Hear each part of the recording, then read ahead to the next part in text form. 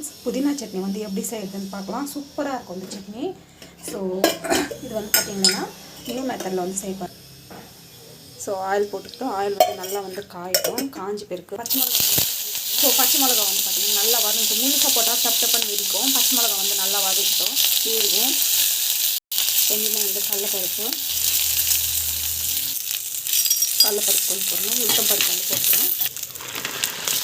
So நம்ம வந்து பார்த்தீங்கன்னா உளுத்தம்பருப்பு வந்து ஆட் பண்ணிக்கலாம். ஸோ நல்லா வந்து வதக்கிட்டுருக்கோங்க.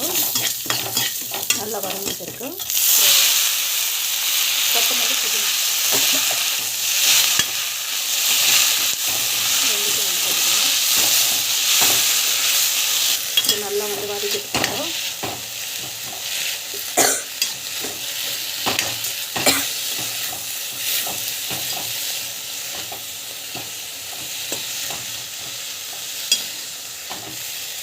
ஸோ நிறையா போட்டோம் பார்த்தீங்கன்னா கம்மியாக எந்த ஆகிருக்கு. ஸோ நான் வந்து கேஸ் வந்து ஆஃப் பண்ணிடுறேன். அவ்வளோதான், நம்மளுக்கு வந்து ரெடி ஆகிடுச்சு.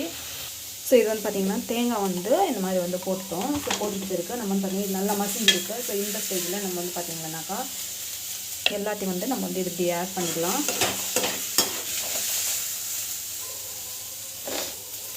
ஸோ ஆட் பண்ணிடணும். ஸோ இது வந்து பார்த்திங்கன்னா அப்படியே வந்து க்ளோஸ் பண்ணி வச்சிடலாம். தேங்காய் வந்து போட்டோம்னா திரும்பி வந்து ஒரு மத்தி இஞ்சி மாதிரி ஆகிடும். டேஸ்ட் வந்து நல்லா இருக்காது. ஸோ நம்ம வந்து பார்த்திங்கன்னா சட்னி ரெடி பண்ணணும். தேவையான அளவுக்கு உப்பு வந்து போட்டுட்டு அப்படியே வந்து க்ளோஸ் பண்ணி வச்சிடலாம். இந்த தேங்காயெலாம் வந்து கொஞ்சம் நேரம் வந்து ஸ்டீம் ஆகட்டும். அப்புறமா வந்து மிக்சியில் போட்டு அரைச்சிக்கலாம்.